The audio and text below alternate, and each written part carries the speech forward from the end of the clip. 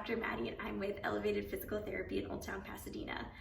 Oftentimes when people step into my clinic, they've been given a diagnosis, maybe given some pain medication and instruction to call me back in 6 weeks if this doesn't feel better.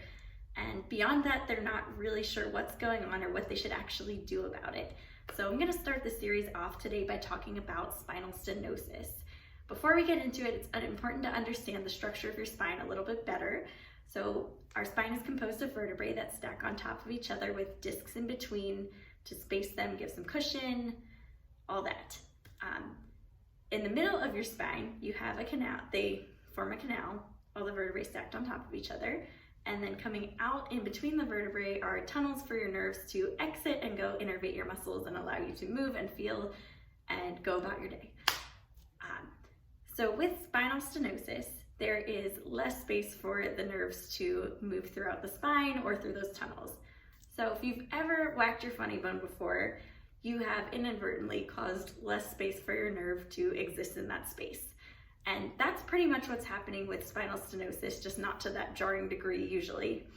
This can happen with, a lot of times with arthritis, or if the ligaments connecting your vertebrae and stabilizing them thicken over time, which can happen with age.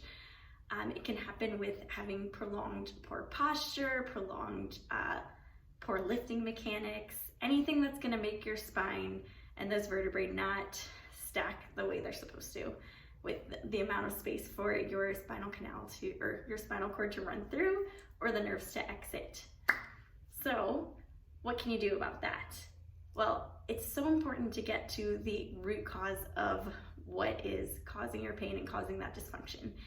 Oftentimes it is posture, lifting, like we said, or just age-related changes, which can be helped with by strengthening your postural muscles, strengthening your core, and strengthening the muscles in your back, making sure you're lifting correctly, making sure that your desk and workspace are set up well to allow you to succeed throughout the day.